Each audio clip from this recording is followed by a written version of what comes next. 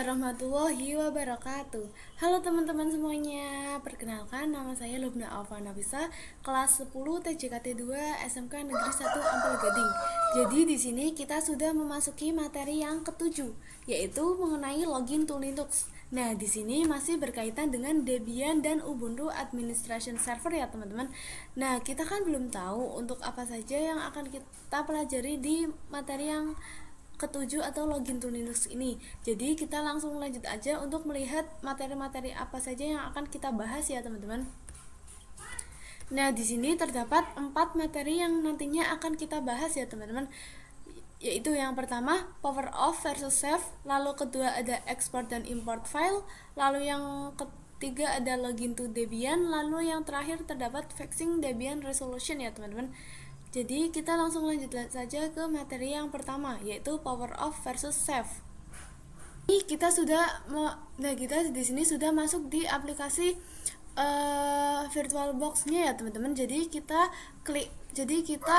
akan coba untuk power off dan save di Ubuntu server yang sudah kita kemarin buat.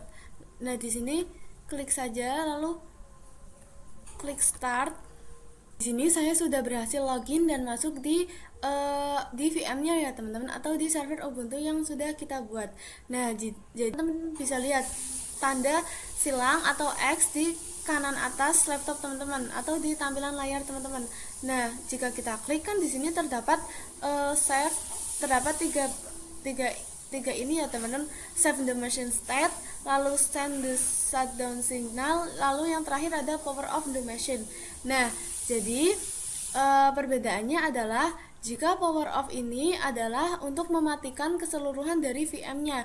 Jadi ini mematikan keseluruhan dari aktivitas yang sudah kita buat di VM-nya ya, teman-teman.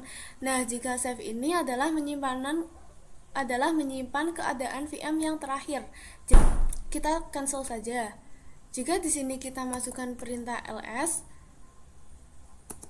lalu kita save, kita akan coba untuk save.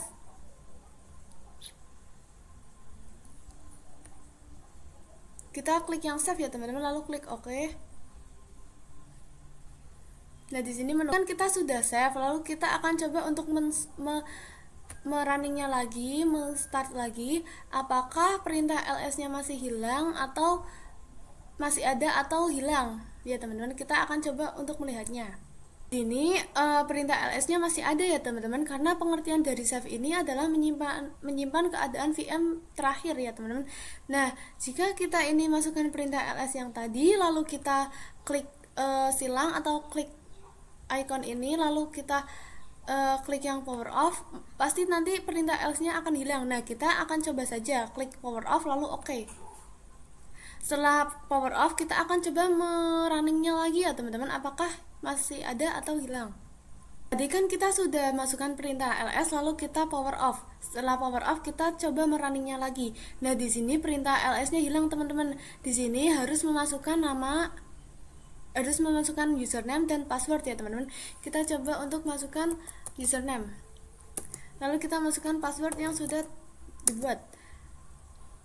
Nah, jadi ini perbedaan power off versus save. Jika power off itu nanti tadi kan kita masuk ke VM-nya, nanti akan dimintai username dan password lagi ya, teman-teman. Jadi masuk dari awal. Jika power off itu berarti nanti kita masuk dari awal ya, teman-teman. Begini perbedaan power off versus save.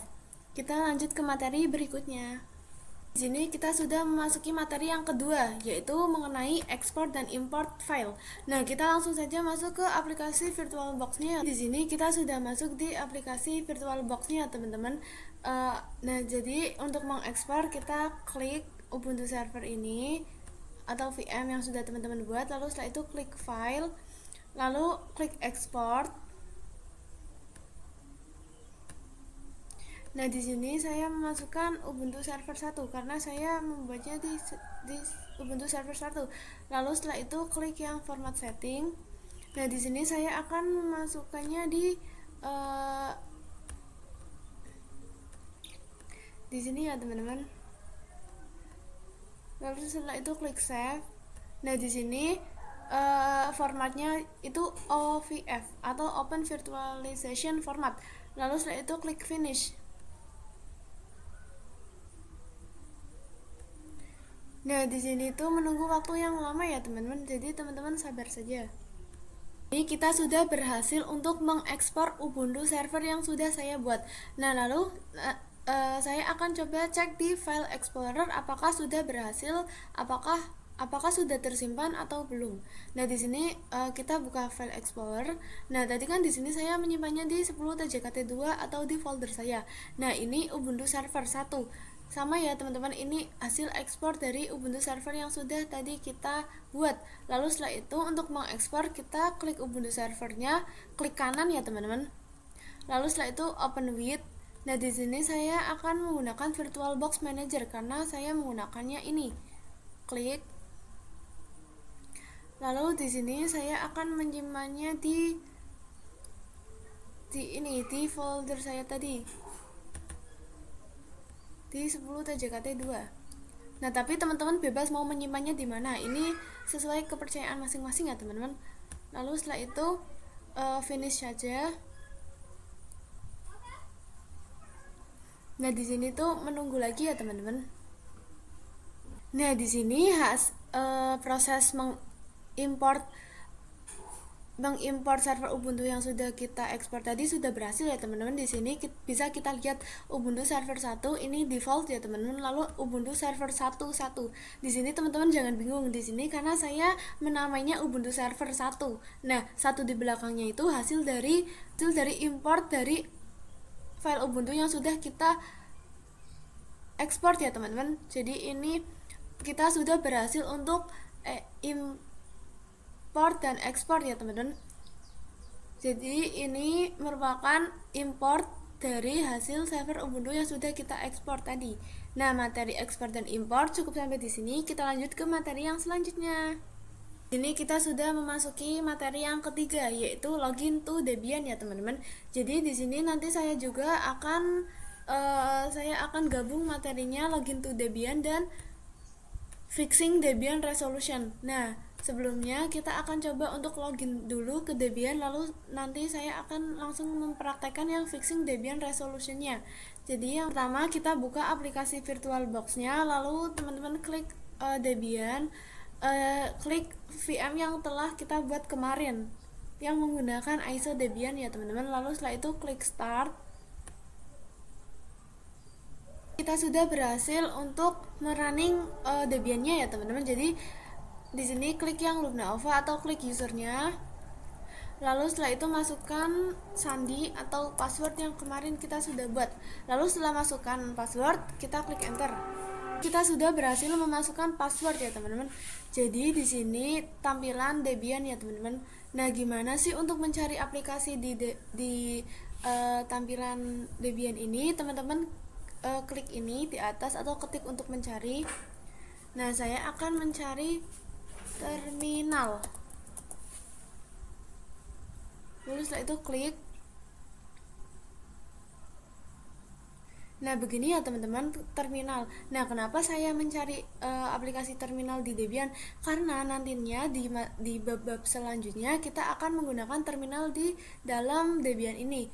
Nah, jika menurut teman-teman ini kurang besar atau kurang jelas, teman-teman bisa menggunakan Ctrl Shift Plus ya teman-teman.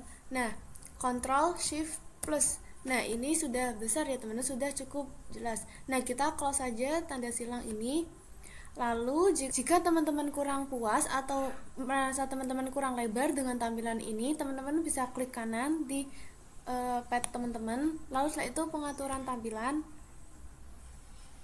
Nah, di sini teman-teman klik yang resolusi. Setelah itu sebagai contoh saya ini menggunakan 1280 kali 800 atau 16:10. Nah, saya ini menggunakan ini saja, tapi itu sesuai dengan selera teman-teman. Lalu setelah itu saya akan coba close saja ya teman-teman, karena saya sudah menggunakan ini. Lalu jika teman-teman kurang puas lagi atau merasa kurang, teman-teman bisa klik view di kiri atas teman-teman. Lalu setelah itu full screen mode, klik yang ini ya teman-teman.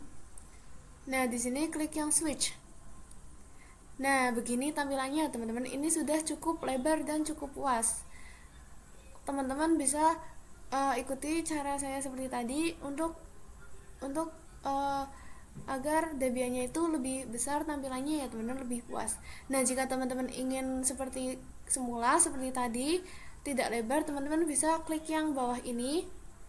Lalu jika muncul seperti ini, jika sudah muncul seperti ini, teman-teman bisa klik yang ini.